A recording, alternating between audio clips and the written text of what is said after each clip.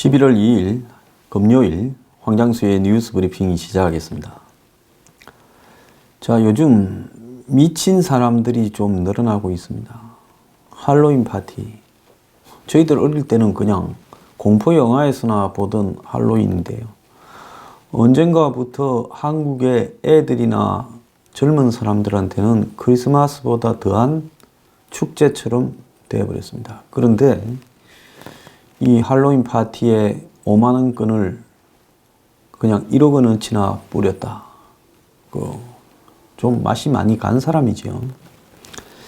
그 다음에 또 웹하드를 통해 가지고 음란물 등을 이렇게 저장해서 돈을 벌고, 또 더 나아가서 그걸 지워주고, 또 필터링하는, 즉 음란물을 그러는 회사도 지가 차리고, 이렇게 해가 이리저리 돈을 벌던 한 준재벌급 인물은 정말 엽기적인 행각을 저질렀습니다. 나라가요, 거의 망조로 갈 때는 그 나라의 상류층에 있다는 사람들이 이런 짓거리를 합니다. 그런데 상류층이라는 표현도 쓰지 말아야 됩니다. 돈 좀 많다고 상류층이 아닌 거죠. 대한민국은 지금 위에서부터 밑에까지가 전부 졸부 천민공화국으로 가고 있습니다. 자, 문재인이 어제 국회 시정연설에 나가서 포용 성장 운운하면서 소득주도 성장을 계속하겠다고 결론을 내렸습니다. 자, 이거는 뭔 아직도 아니고 제가 생각할 때는 국민과 한번 붙어보자. 그래서 나는 마이 웨이를 할 거니까 따라오기 싫은 사람은 그냥 두지 않겠다. 이런 것밖에 더 됩니까? 얼마나 더 망해야 정말로 어떤 단계까지 가야 잘못했다고 인정을 하겠습니까? 지지율요? 객관적으로 지지율 조사 한번 해보세요. 당신들 지금 주장하는 지지율보다 한 20%는 빠질 거라고 내 장담하고 있습니다. 이쯤 되면요, 국민 앞에 머리 숙이고 사과하고 죽을 죄를 졌다고 하면서 정말 자신의 고집을 꺾고요, 물러나든지 아니면 내 고집을 다 내려놓고 그야말로 국가를 위한 객관적인 방향으로 가겠다 해야 됩니다. 그런데도 지금 정신 못 차리고 한편에서는 사법부 적폐청산부터 시작해서 적폐청산 칼춤을 여전히 벌이고 있고, 그러다 보니 사법부가 코드 맞춘다고 징용부터 시작해서 양심적 병력 거부, 군대 간 사람은 다 비양심적 병력 수행자들입니까? 저도 비양심적이겠네요. 자, 그것뿐만 아니라 정말로 배가 고프면 그래도 공정하면 살 수는 있지만, 이거는 공정을 표방하면서 불공정하기는 이루 말할 데가 없고, 국민을 정말로 자기하고 코드가 다른 국민을 사는 것이 거의 고통으로 느낄 만큼 기분이 나쁘게 만들어가고 있습니다. 온 장안을 들 수 있었어요. 꼭 이렇게까지 국가를 운영해야 되겠느냐. 그러면서 어제 내걸었던 하두는 함께 잘 사는 포용국가입니다. 니들만 잘 사는 니들만의 국가라고 해야지 왜 포용이라는 말을 씁니까? 자, 단적인 예로 한번 들어봅시다. 현 정권을 비판하는 사람들, 물론 개 중에는 가짜 뉴스를 이렇게 하는 사람도 있고 상습적으로 거짓말을 하는 사람도 있습니다. 그럼 그 사람은 그 사람대로 처리하면 되는 거예요. 그런데 가짜 뉴스를 다 두들겨 잡겠다고 온 관료들과 한마디로 홍위병들, 문의 끈앞불들을 동원해서 종편에서 공중파에서 이 가짜 뉴스들을 전부 척결해야 된다고 언론까지 동원해서 인권 말살 행위를 저지르고 있습니다. 문한테 반대하는 사람은요, 포용국가에서 사는 게 아니라 그야말로 공포와 불안 국가에서 살고 있습니다. 언제 잡혀갈지 몰라서, 언제 문 닫을지 몰라서, 지금 그게 문에 정치적 반대를 하는 사람이 대한민국에서 살아가면서 느끼고 있는 입장이지 않습니까? 또 문의 대북 정책에 반대하는 사람들은 나라가 적화될까봐 겁이 나서 지금 못 살고 있습니다. 그런데 감히 포용을 운운합니까? 감이라고 내 이야기하면 안 됩니까? 포용이라는 말에 대한 모욕이라고 저는 생각을 합니다. 함께 잘 살기 위한 성장 전략으로 소득주도 성장, 공정경제, 혁신 성장을 추진했다. 말장난 하지 마세요. 이 창조경제보다 더 말장난이에요. 뭐가 혁신 성장입니까? 지금 문 정권이 하고 있는 일 중에 뭐가 공정경제예요? 아니 자기가 일자리 만들겠다고 해놓고 비정규직 정규직 하면서 죄다 불공정으로 가놓고 공정경제를 말하고 있어요. 소득주도 성장요? 소득을 주도하겠다고 예? 최저임금 올렸다가 지금 어떤 꼬라지 벌어지고 있는가에 대해서 못 보고 있습니까? 당신의 소득주도와 공정경제에 대해서 그 수의 대상인 사람들부터 죽어나가고 있습니다. 극히 일부가 혜택을 받을지 몰라도 대다수는 이 정책 때문에 지금 피를 보고 있습니다. 제가 오늘 아침에 식사를 했던 한 분이 저보고 이렇게 이야기를 하더만요. 요즘 대기업에서 노동하는 사람들은 작은 기업으로 옮길란다. 기술이 있는 사람들. 왜? 300인 이상의 대기업 사업장에 주 52시간을 일을 더 이상은 못하게 하니까. 대한민국에 몸으로 때우면서 먹고 사는 사람들은 한마디로 근무 시간 외에 연장 근무를 하면서 일정한 수준의 소득을 얻어갔는데 지금 이 정권이 300인 이상 사업장에는 52시간 이상 일을 못하도록 하니까 소득이 줄어들었다. 그런데 빠듯하게 월급 받아가 사는 사람들이 소득이 100만 원씩 줄어들면 못 사는 거죠. 그러니까 어디를 가요? 300인 이하 사업장으로 가서 주 52시간 더 일하면서 이걸 메꾸려고 하고 있다는 겁니다.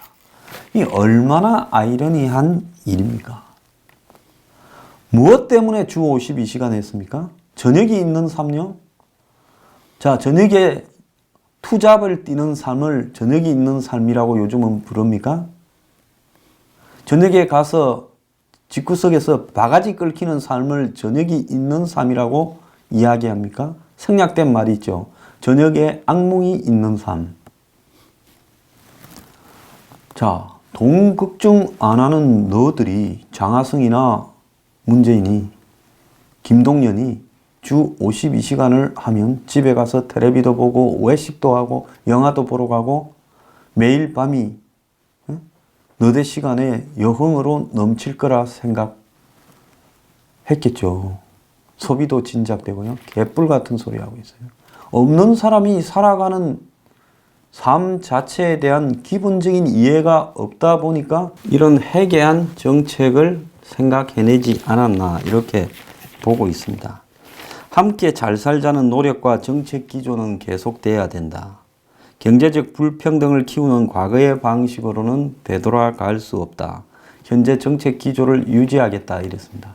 과거 방식이 경제적 불평등 기조를 키우는 거라고 하는 단정은 어디에서 나왔습니까? 자, 문재인의 지금 방식으로 가면 극소수만 빼놓고 대다수가 가난해지는 불평등이 해소되는 사회가 될 겁니다.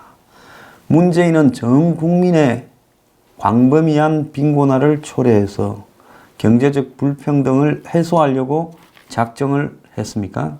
아니면 한국의 IMF와 같은 경제 위기를 도래시켜서 극소수의 상류층만 빼고 대다수는 그냥 중산층을 붕괴시켜버려서 서민, 빈민으로 만드는 그런 경제적 불평등 해소를 생각하고 있습니까? 자, 이쯤 되면 한마디로 아집의 단계를 넘어서서요. 그야말로 자신만의 도그마에 빠져서 세상에 대한 어떤 판단이나 시각을 상실했다고 볼 수 있습니다. 자, 그러면서 여러 해 전부터 시작된 2% 성장이 고차가 될 가능성이 올해 높다. 자, 여러 해 전이라 했습니다. 이 말은 뭔 말이겠어요? 내 전에부터 그랬다 이렇게 말을 지금 비겁하게 하고 싶은 겁니까? 자, 그러면서 우리 스스로 자부심을 가질만 하다. 이렇게 경제 상황에 대해 긍정평가를 했습니다. 지금 전 국민이 경제 상황에 대해서 두려워하고 있는데 우리 스스로 자부심을 가질만 하다라고 말을 하는 문재인의 배짱은 이건 뭐라고 봐야 되는 겁니까? 그러면서 지금의 경제 성장률이 경제 수준이 우리와 비슷하거나 앞선 나라와 비교하면 여전히 높은 편이고 세계가 우리 경제 성장에 찬탄을 보낸다. 미안하지만은 당신이 경제 성장을 운운하고 당신이 세계가 우리한테 찬탄을 보낸다고 말할 자격은 없다고 봐. 이제는 그런 나라도 없어요. 과거에 있었던 10년 전에 20년 전의 이야기를 하고 있습니까? 지금 한국 경제가 성장에 대해 찬탄을 보내는 사람이 어디 있어요? 대부분의 경제 수치가 OECD에서 멕시코 등과 더불어서 꼬랑지를 다투고 있는데, 자, 그러면서 성장에 치중하는 동안 양극화가 극심해진 탓으로 발전된 나라 가운데 경제적 불평등이 가장 심한 나라가 됐다면서 불평등 해소를 강조했어요. 자, 성장은 했는데 불평등이 심화됐다. 그래서 지금 문재인은 불평등을 해소하기 위해서 이런 해괴한 정책을 펴고 있는 겁니까? 자, 그렇게 이야기를 하면서 또 대북쇼에 기적같이 찾아온 이 기회를 반드시 살릴 수 있도록 이 북한하고 이렇게 짝짝꿍 하는 것을 기적같이 찾아온 이 기회라는데 좀 솔직히 역겨움을 느꼈습니다. 기적같이 찾아오다니요. 악몽같이 문이 만들어낸 이 추악한 기회를 완전히 봉쇄해야지요. 자, 사람이 이쯤 되면 같은 땅에 발을 디디고 같이 살 수 없는 사람 이미 입증됐습니다. 저도요, 어지간하면 심한 말을 하고 싶진 않아요. 그런데 사람이 이렇게 저질러 나왔으면 좀 반성하는 맛도 있고 사과하는 맛도 있어야 되지 않나 하는 겁니다. 그런데 지금 이야기를 하는 걸 보면 대북 사기 쇼에 대해서도 지금 기적같이 찾아온 기회라고 황당한 서술까지 하고 있습니다. 잘 될지 안 될지 모르겠는데 하는 데까지 한번 해보겠다. 요 정도까지는 봐줄 수 있습니다. 이게 뭔 소리를 하고 자빠졌습니까? 김정은의 서울 답방도 곧 이루어질 거다. 김정은이 서울에 올 것 같습니까? 김정은이 데리고 와가지고 또 쇼해서 또 완전히 작살나고 있는 지지율을 또 한번 끌어올려 보려고 꼼수 꾸미고 있습니까? 김정은이 데려오는데 차비 얼마 주려고 하고 있습니까? 이 발표에서 소득주도 성장에 대한 자성이나 방향 전환보다는 보완의 무게를 두면서 저성장 등의 구조적 문제는 단기간에 해결하기 어려운 과제다. 성장이 나타날 때까지 시간이 걸릴 수밖에 없다. 경제적 불평등을 키우는 과거로 돌아갈 수는 없다. 물은 웅덩이를 채우고 나서야 바다로 흘러가는 거다. 정책이 잘못된 게 아니라 효과를 보려면 시간이 필요하다.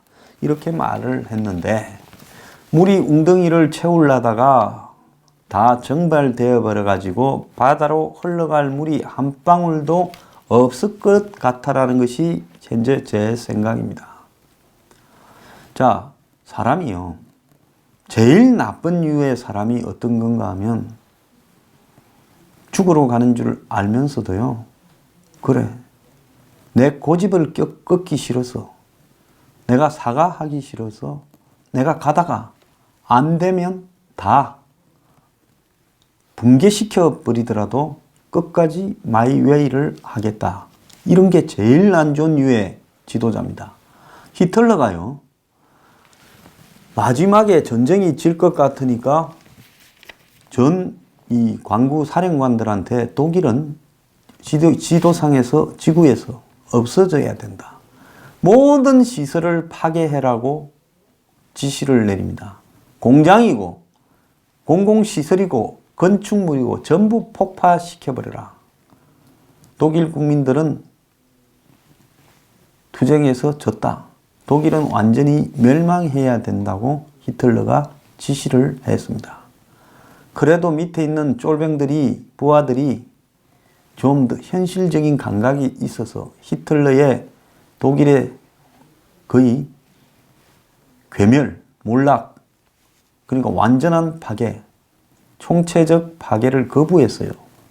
그래서 독일이 2차 대전에서 급속하게 그 후유증을 견디고 기적의 라인강의 기적이라는 성장을 이룬 것은 왜 됐느냐. 독일의 시설이 또 큰 도시에 좀 파괴된 데도 있지만은 공업시설이 상당수가 보존되어 있었기 때문에 독일이 극적으로 다시 성장에 성공을 한 겁니다. 자, 그래서 지금 문재인이 하는 걸 보면 히틀러가 말기에 독일 민족은 패배했다. 한마디로 지도상에서 사라져야 된다라고 다 파괴라고 하는 그런 모습을 연상시키고 있어요. 자, 자기가 하는 대로 안 되면 전부 낭떠러지로 가서 다 떨어져 죽자라는 겁니까? 지금 그런 말밖에 더 됩니까? 자, 그러면서 경제가 실패하고 있는 부분을 옛날엔 잘못된 시스템인데 성장 위주로 불평등이 심화됐는데 불평등을 해소하려다 보니까 시간이 걸린다. 그래서 옛날 사람들이 저질러 난 걸 내가 이렇게 청소를 하는데 시간이 걸리는데 웬 짜증들이고 불만이고 선동을 하고 있느냐. 헛소리 하지 마라. 나는 내 길로 간다. 이렇게 하고 있어요. 자, 그러면서 양극화가 극심한데 자기가 이걸 해소하겠다고 하고 권력 적폐를 넘어서 생활 적폐를 청산해 갈 거라고 하고 작은 불공정도 조그만 부조리도 절대 용납하지 않는 사회를 원한다면서 또 공갈을 치고 있습니다. 자, 그런데 왜 서울교통공사에서 또 각종 정부 산하기관에서 벌어지는 이 취업비리 고용세습을 방관합니까? 왜 그거를 적폐 청산하라고 그런 불평등이 어디 있고 불공정이 어디 있습니까? 그거는 왜 입을 닫고 있어요? 한마디로 내 편을 도는 놈은 도둑놈이라도 봐주고 나한테 달라드는 놈은 가짜 뉴스니 뭐니 몰아서 다 쓸어버리겠다라는 그런 시각을 가지고 있으면서 감히 포용을 논합니까? 저는요 정말로 불쾌합니다. 이런 자를 대통령이라고 세워놓고 그 밑에서 국민 노릇 해먹는 것이 불쾌합니다. 자, 그러면서 한마디도 반성하지 않습니다. 그래서 혹자는 이렇게 말을 합니다. 김일성이가 90년대 초에 미국이나 제국주의의 간섭으로 우리가 이렇게 경제가 못 살게 됐는데 그래도 우리는 자존심을 지키고 끝까지 굶어 죽더라도 이 길로 가자 하던 고난의 행군을 연상시킨다. 거대한 쓰나미가 오는데 선장이라는 사람이 쓰나미를 보고 어떻게 극복할 것인지 대책은 안 세우고 배 안에서 벌어지는 선원들과의 다툼에 있어서 한쪽 편을 들고 앉은 것 같아. 이런 이야기를 하고 있습니다. 자, 민심과 동떨어져도 이 정도 동떨어지면 이제는 답이 없습니다. 대한민국의 경제 성장은 미안하지만 문재인, 노무현, 김대중의 공이 아니라 그 전에 있었던 자신들이 혐오하는 군부 정권과 독재자들의 몫이었습니다. 그거는 맞잖아요. 그때까지 성장하다가 문민정부 들어서면서 성장률이 떨어지기 시작하면서 IMF 오고 그 난리를 치르면서 계속 차곡차곡 떨어져 왔습니다. 정권 바뀔 때마다 1% 이상씩 차곡차곡 성장률이 떨어졌지요. 그런데 세계가 성장을 찬탄한다라는 말을 할 수 있습니까? 그리고 더 나아갔어요. 불평등이 노무현 정권 때 최고로 심화됐고 지금 문재인 정권 때 또 더 최고로 심화되고 부동산이 노무현 정권 때 제일 많이 올랐고 지금 문재인 정권 때 또 제일 많이 올랐다라는 것을 지금 외면하면서 그런 말을 합니까? 자신들이 불평등을 심화시키는 일을 하고는 이젠 전 국민을 다 가난하게 만들어서 평등한 사회를 이룩하겠다. 예? 기업들을 진을 빼고 국가가 세금 뜯어서 세금은 하나 정말 잘 뜯더구만요. 이 정권의 놀라운 점은 7월 달까지 21조를 더 뜯었어요. 작년보다. 이쯤 되면 세금 뜯는 귀신이자 달인이라고 해야 됩니다. 크기 비하면 세금 뜯을 데가 없다면서 담뱃값을 올렸던 박근혜 전 대통령은 순진한 건지 멍청한 건지 정말 알 수가 없습니다. 이렇게 세금 잘 뜯는 달인들이 있었는데요. 그래, 그 세금 뜯어서 다 나눠서 먹자는데 나중에 이제 세금 뜯을 데가 없으면 기업도 망하고 개인도 망하고 그러면 이제는 서로 잡아먹으라고 할 겁니까? 정말 진짜로 사고와 의식에 문제가 있습니다. 포용을 논하려고 하면 자기 자신에 대해서 되돌아보고 자기 패거리에 대해서도 되돌아보고 비판하는 사람의 목소리에 귀를 기울이고 저거가 지금 이야기하고 있는 혁신성장이니 소득주도 성장이니 무슨 공정경제니 하는 것이 이것이 어떤 정책이라고 말할 수 있는 것이냐. 그야말로 추상적이게 국가 예산으로 돈 나눠주고 최저임금이니 주 52시간 정해서 강제하고 그것밖에 안 되는 사소한 반복능 중에 하나일 뿐인데 여기에다가 이름을 거창하게 붙여가지고 마치 거대한 가치가 있는 양 지금 그걸 밀고 가겠다고 합니다. 네, 장담을 하는데요. 내년에는 아마 당신은 시정연설을 못할 수도 있을 거예요. 왜 못하냐?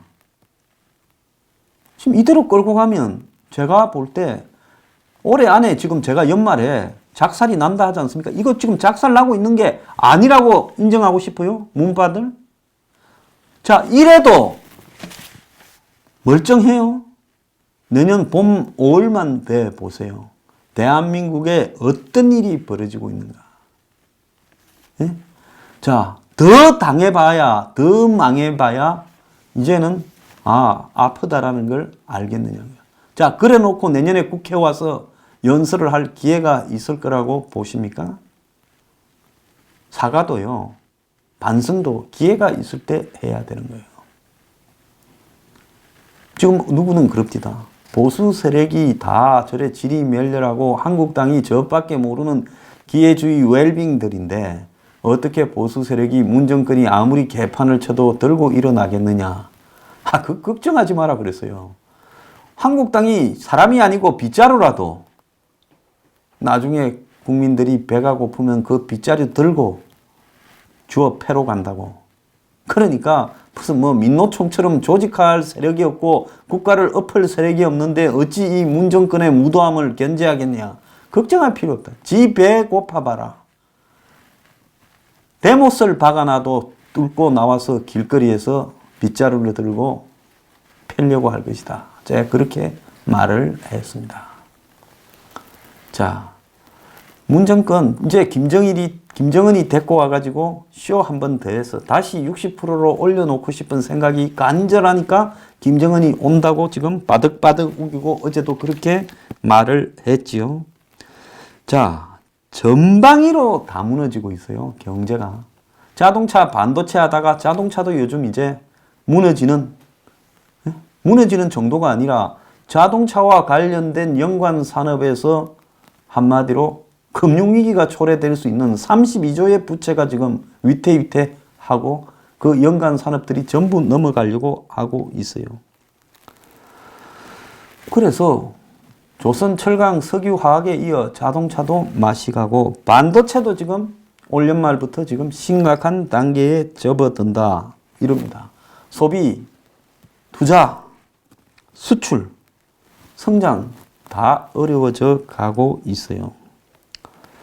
자, 불평등하지도 않고 공정한 나라를 자기가 평등하고 공정하게 만들어 가겠다라고 사명감을 띠면서 말을 한 것처럼 보이는데 정말로 이 나라를 불공정하게 끌어가고 있는 민노총이나 좌파 기득권 세력들의 행태에 대해서는 말하지 않습니다. 방송국마다 낙하산들이 설치고 전국에 낙하산도 이런 낙하산은 보지 못했다 할 정도로 오만 회사마다 다 낙하산을 들이밀고 그래서 과거 정권이 했던 적폐들을 더욱 업그레이드 되어 가지고 악질적으로 행하고 있으면서 거기에 이제 좌파 운동권 기득권 세력들, 민노총 같은 세력들의 적폐까지도 가세하고 있어요. 그러면서 사법부를 가지고 이제 재판으로도 이 나라의 정신을 흐트리는 장난을 치고 있고 군을 해체하고 있습니다. 그리고 북한과의 저 수상한 거래는 이 나라를 어떻게 몰아갈지 모르게 우려스럽게 만들고 있어요. 그래서 문재인은 도대체 얼마를 더 망해야 내가 잘못했다고 인정할 것이냐. 사회 곳곳이 무너지고 있는데 그래도 나는 너네들이 보수 수구 기득권들이 망쳐놨던 나라를 공정하고 평등한 나라로 만들어가고 있다 하는데 미안하지만은 내가 볼 때 이 정권의 말로는 수습도 하지 못한 채 야반 도주하게 될 것이다라고 예언을 합니다. 국정 실패가 국정농단이다. 오늘 아침에 조선일보의 칼럼에 나왔어요. 견제와 균형이라는 공화정의 원리를 무시하고 위기를 자초하는 문 정권. 국민 경제가 망가지고 협치가 위협받게 된 것은 청와대 정부의 독선 때문이다. 자, 제가 작년에 문 정권이 서슬이 펄을 때 이 기분 나쁜 세상 어떻게 살아가나. 그때 20년 집권, 50년 집권 이야기 나올 때였습니다. 걱정하지 마라. 하루에 30cm씩 지 무덤을 파고 있다. 경제로 망하게 되어 있다. 무지몽매한 자들이기 때문에 그렇다고 예언을 했습니다. 이제 그 예언이 실현되어 가고 있습니다. 그래서 제발 지금과 같은 독선과 아집과 고집을 절대 꺾지 말고 절대 사과하지 말고 절대 방향 수정하지 말고 무덤을 향해서 거침없이 뚜벅뚜벅뚜벅 걸어가기 바랍니다. 지가 파놓은 구멍으로요.